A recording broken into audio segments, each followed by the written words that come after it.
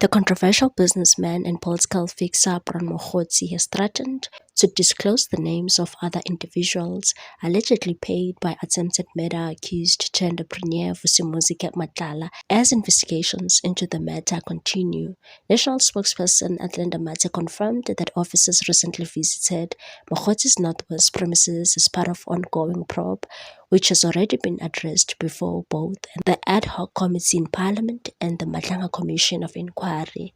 Mogotsi, widely reported to be an associate of embattled Police Minister Senzo Mchunu, has been accused of channeling Matlala's funds to support African National Congress activities. He has also been implicated in alleged unlawful interference within South African Police Service. The businessman has featured prominently in early testimony at the Matlanga Commission, with witnesses highlighting his close ties to senior SAPS officials, his reputation as an information broker, and his alleged role in compromising law enforcement integrity. Speaking from Johannesburg following the visit, Mogotsi said he was not present at his Northwest property at the time of the raid, but planned to surrender at Sandton Police Station on Friday. He expressed his intention to testify before the Matlanga Commission and warned that he will name additional individuals who allegedly received funds from Matlala, and said, "In one of the radio stations, I said if CAT was able to fund the ANC's January 8th conference with 100,000 rand, don't you think he has told me who else he has given money to? Now they're making it about Bron Mogotsi and talking about 138,000 rand for January 8th. A lot is coming, yes, a lot is coming. In a week or two, I will be at the Matlanga Commission to give my side of the story." Regarding his current relationship with Vusimuzi Matlala, Mogotsi invoked the legal principle of ordo alteram partem, the right to be heard, indicating that Matlala should also have the opportunity to respond. Mogotsi's name has appeared frequently in WhatsApp messages submitted at the Matlanga Commission, allegedly showing how he leveraged ANC connections to solicit money from criminal networks for personal gain, with some of the funds reportedly funneled into ANC initiatives.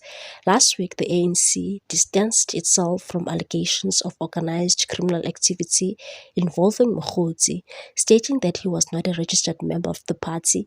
Mogotsi, however, rejected this claim, insisting his membership is valid and that he can prove it, and said, "I'm a member of the African National Congress and shall remain a member, a volunteer of the African National Congress. That is my status." In contrast, ANC Secretary General Fikile Mbalula told journalists that Mogotsi's membership had expired, meaning he's no longer part of the party. Mogotsi dismissed this, accusing Mbalula of acting prematurely and relying on unverified information presented to the Matlanga Commission. As investigations continue, Mogotsi's upcoming testimony could shed further light on the alleged financial dealings between Matlala and political actors, potentially widening the scope of the inquiry into the ANC's internal funding networks. Brigadier Kunene then said they've got a search and seizure a warrant for me, which I then said, just tell me a copy that I'm able to comply. I should know what you are looking for. Are you there to arrest me, or why are you there? As I'm talking to him, why do they wear ballad lovers? Why do they come in 15 vehicles to come and search me? Why don't they inform me we are coming to search you, or inform the police in Mahikeng? There are 2 police stations in Mahikeng. They'll just come there and tell me, "Mr. Brown, you are wanted at the police station. I'll avail myself, wait for them, come fetch me, go and search whatever they want to search." They could not take anything. I sent them a location in Johannesburg where I am, and they are busy traveling. I think they are on their way to come and see me, which I can confirm I won't be available to see them at night. 10 o'clock, these people come to search me at 10 o'clock at night, because they're saying they'll only arrive after 10 or 11, which I'll prefer that tomorrow morning I'll perhaps hand myself to Sandton or Alexandra Police Station with my lawyer, that they are able to conduct what is it that they are authorized to do by the court of law. Yes. That letter was on social media. I can remember very well. It was on the 2nd of January. That letter was on social media. And I can give you a trick. Let me tell you what happened. And you should be able to join the dots. When the letter arrived at the National Commissioner's office, he is the only one who had the letter, or the acting National Commissioner. How did the letter go to the media? Himself and Lieutenant General Mkonazi, they keep on saying they have received, they only saw the letter on the social media, on social media. How is it that all communications for more than a year from the minister have been coming to their emails and to their offices without being leaked to the media? Why is it this particular letter managed to get its way to the media? Yeah. You should just ask that question.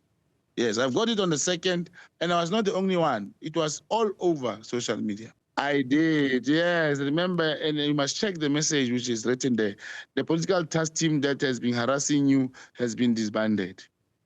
They also spoke about how did I know that the dockets were going to General Sibia.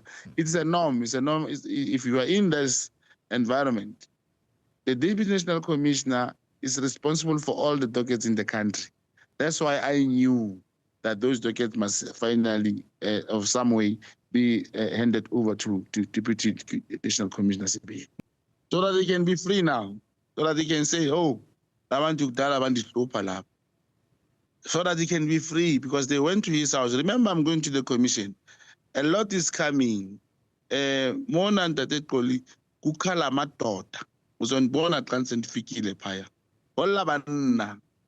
Let me tell you, I will explain it like bit by bit. Why was it important for me to inform CAT?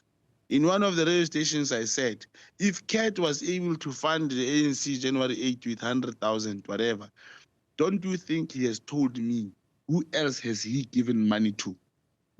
Who else? Because now they're making brown Mokgotsi and they're talking about this 138,000 for the January 8th. Yeah. A lot is coming. Yes, Right. a lot is coming. We're gonna give you. I've requested the extension. At least it's been granted. It means in a week or two I'll be in Matlanga Commission to give the side of the story. Ed Matlala is a businessman. I'm a businessman, and I've remember this Audi Altram Patra is going now to come to action because the side of my story with those messages and everything that you see, I'll be explained to say, this is my relationship with Ket Matlar. Didn't you like it when the Deputy National Commissioner said we met in Cape Town and I forgot to pay my coffee or my breakfast?